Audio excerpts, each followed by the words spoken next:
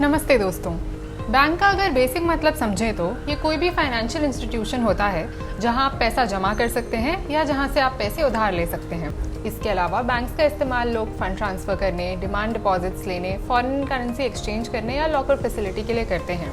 अलग अलग तरीकों के बैंक अलग अलग कामों के लिए बनाए गए हैं। चलिए इस वीडियो में हम आपको 5 ऐसे बैंक्स के बारे में बताएं और उनके रोल और महत्व को समझाएं। सबसे पहला और सबसे श्रेष्ठ बैंक होता है किसी देश का सेंट्रल बैंक।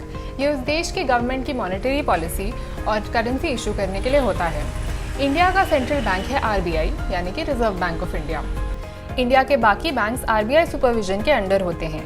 आरबीआई उनके लिए गाइडलाइन सेट करता है और उन्हें रेगुलेट करता है। साथ ही ये इंडिया की मॉनेटरी पॉलिसीज, स्ट्रैटेजीज और फॉरेन एक्सचेंज का भी ध्यान रखता है। दूसरे होते हैं कमर्शियल बैंक्स, जिनका मेन काम प्रॉफिट बनाना होता है। ये ज़्यादातर 2 लेवल्स पे ऑपरेट करते हैं, एक कंज्यूमर के डिपॉजिट्स लेना और दूसरा कंज्यूमर को लोन्स देना। इसके अंदर आते हैं पब्लिक सेक्टर बैंक्स जैसे कि SBI, bank of Baroda, IDBI bank इत्यादि। प्राइवेट सेक्टर बैंक जैसे कि ICICI bank, axis bank, HDFC bank. Foreign banks जैसे कि HSBC, DBS bank, standard chartered bank और रीजनल रूरल बैंक्स जैसे आंध्र प्रगति ग्रामीण बैंक, कर्नाटका विकास ग्रामीण बैंक इत्यादि। तीसरा टाइप होता है स्मॉल फाइनेंस बैंक, जो कि उन लोगों के लिए होता है जिन्हें कमर्शियल बैंक्स की सर्विसेज नहीं मिल पाती, जैसे कि देश के छोटे फार्मर्स, छोटे बिजनेस यूनिट्स या फिर अनऑर्गेनाइज सेक्टर। इसके कुछ एग्जाम्पल्स हैं उज्जीवन स्मॉल फाइनेंस बैंक और जना स्मॉल फाइनेंस बैंक। साथ ही ये small finance banks digital lending apps के द्वारा देश के हर कोने में पहुंच गए हैं और ज़रूरतमंदों को कमर्शियल बैंक्स और मनी लेंडर्स के अलावा एक ऑप्शन दे रहे हैं। चौथा होता है पेमेंट्स बैंक। ये बहुत ही नए ज़माने का बैंक है जो कि स्मॉल स्केल ट्रांजैक्शंस के काम आता है। इसमें मैक्सिमम 2 लाख तक डिपॉजिट अलाउड होता है और क्रेडिट या लोन की फैसिलिटी अवेलेबल नहीं होती। ये इसलिए लाए गए ताकि फाइनेंशियल सर्विसेज देश के कोने कोने तक पहुँच पाएँ।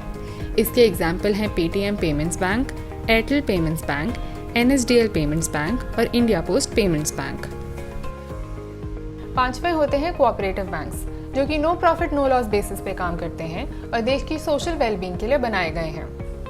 साथ ही ये ज़रूरतमंदों को लोएस्ट इंटरेस्ट पर शॉर्ट टर्म लोन्स देते हैं। इनके 2 भाग होते हैं, अर्बन कोऑपरेटिव्स जो कि स्मॉल बिजनेसेस और कम्युनिटीज़ के लिए होते हैं और स्टेट कोऑपरेटिव्स जो कि देश की रूरल और एग्रीकल्चरल सेक्टर के लिए होते हैं। इनके एग्जाम्पल हैं Abhyudaya cooperative bank limited, Karnataka state cooperative apex bank limited इत्यादि। इन 5 तरीकों के बैंक्स के अलावा कुछ स्पेशलाइज्ड बैंक्स कैटेगरी के भी बैंक होते हैं, जैसे कि NABARD, national bank for agricultural and rural development, small industries development bank of India और एक्सपोर्ट एंड इंपोर्ट बैंक। ये कुछ स्पेसिफिक स्पेशल कामों के लिए बनाए गए हैं। तो दोस्तों, अब जब आप अलग अलग टाइप के बैंकों के बारे में समझ गए हैं, आप ये चुन सकते हैं कि किसकी सर्विस आपके लिए सबसे लाभदायक रहेगी। आशा करते हैं इस वीडियो से हम आपकी मदद कर पाए। ऐसे और वीडियोस देखने के लिए नीरा चैनल सब्सक्राइब करें।